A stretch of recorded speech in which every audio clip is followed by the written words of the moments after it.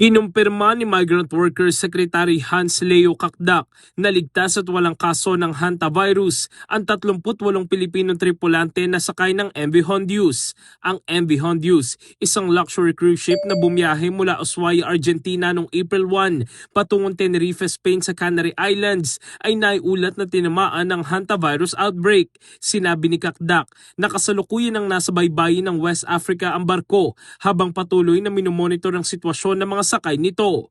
Hindi pa naman matiyak ang timeline para sa repatriation o pagpapauwi sa mga Pilipinong crew. Gayunman, tiniyak ng kalihim na mahigpit na ipatutupad ang lahat ng safety protocols at medical clearances katuwang ang Department of Health. Nauna nang naiulat na 3 katao na ang nasawi sa hantavirus outbreak sa barko na may halos 150 pasahero at crew on board.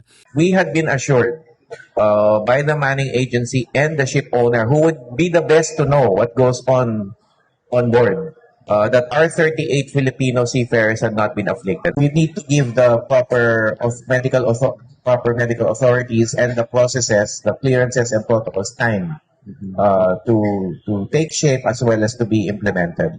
In the heart of changing lives, ako si Brigada Jigo Custodio ng 105.1 Brigada News of Manila, the Music and News Authority.